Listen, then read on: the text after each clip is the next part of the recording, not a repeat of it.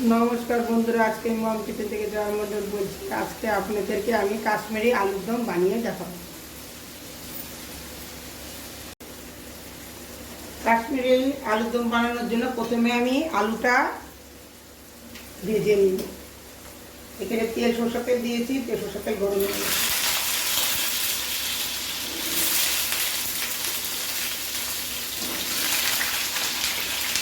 আমি অন্যদিকে বানাচ্ছি ধুন্দুল আর চানার ডাল টমাটোর দিয়ে এটাকে একটু বলে না ফুলপুরির মতন বানিয়ে নিচ্ছি। দেখুন বানিয়েছি।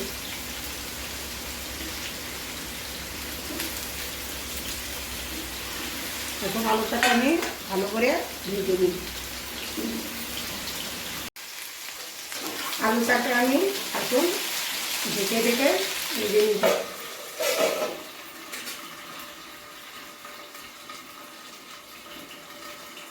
আর এদিকেটা আমার হয়ে গেছে। এই আলুটার মধ্যে অল্প একটু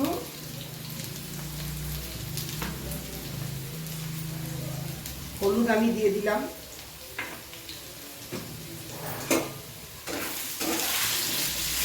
হলুদটা দিলে ভাজাটা দেখতে ভালো লাগে।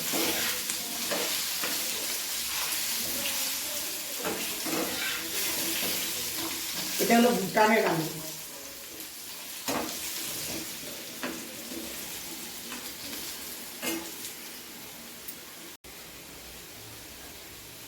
আলু ভাজাটা হয়ে গেছে, এখন আমি নামাই নেব। দেখুন লাল লাল হয়ে গেছে, এখন আমি নামাই নেব।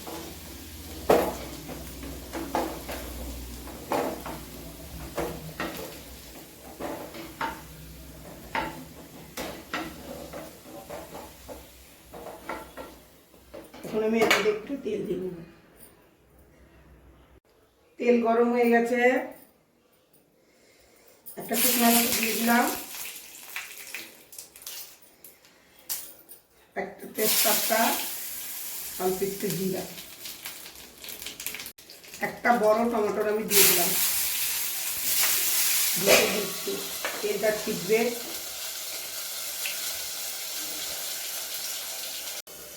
এখন এর মধ্যে আমি আদা আর কাঁচা লঙ্কা পেস্টটা দিয়ে দিলাম, তাও আবার ঢেকে দিলাম।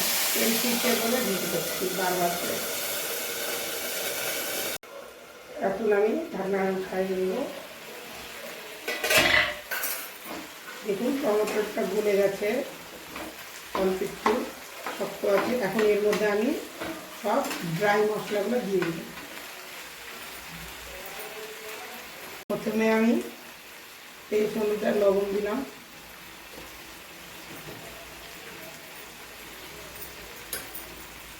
তারপরে অল্প একটু হলুদ দিয়ে দিলাম, দিয়ে আবার একটু নাড়াচাড়া করে নিই।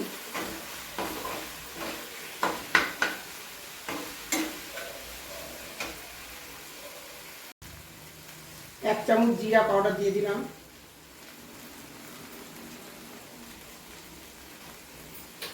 এই মশলাটার মধ্যে আমি অল্প একটু জল দিয়ে দিলাম।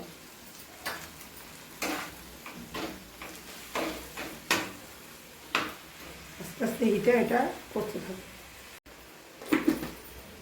এক চামচ জিরা পাউডার দিয়ে দিলাম, জিরা বলছি ধনিয়া গুঁড়া দিয়ে দিলাম।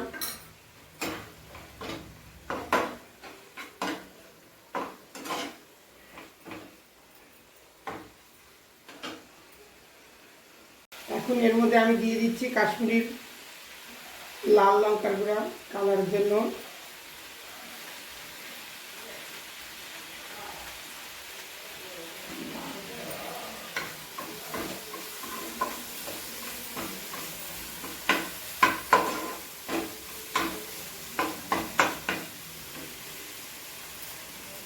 এখন আমি তিখা লাল অল্প একটু দিয়ে দিব ঝালের জন্য।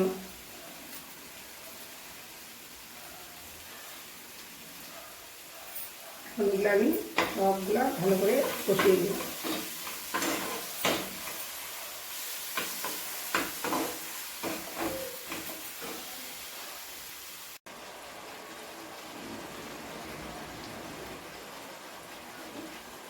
এই মশলাটার মধ্যে এখন আমি এই আলু ভাজাগুলো দিয়ে দিই,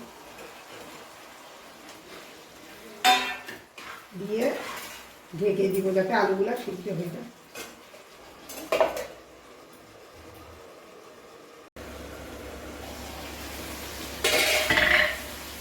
কালারটা সুন্দর হয়েছে দেখুন।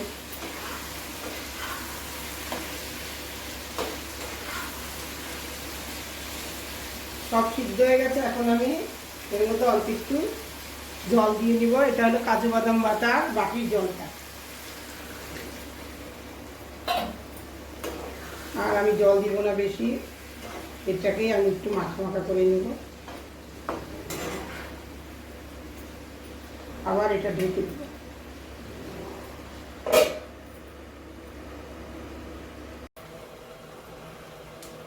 ঢাকনা তুলে দেখবো, দেখুন কি সুন্দর কালারটা হয়েছে, তেলও বেরোচ্ছে, আর একটু কষবে।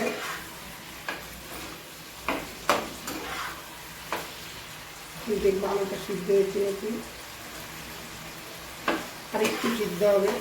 এখন এর মধ্যে আমি কাজু বাদাম, মগজদানা আর পোস্ত বাটাটা দিয়ে দিলাম।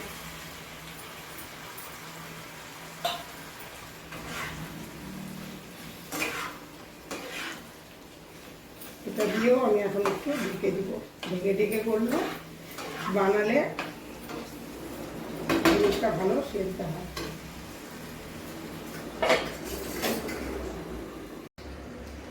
এখন আমি এর মধ্যে গরম মশলা দিয়ে দিলাম। আমি এর মধ্যে চিনি দিব না, কারণ কাজু বাদাম, মগজদানা, পোস্তদানা একটু মিষ্টি মিষ্টি হয় বলে। আর আমি অল্প চিনি লবণ দিয়েছি।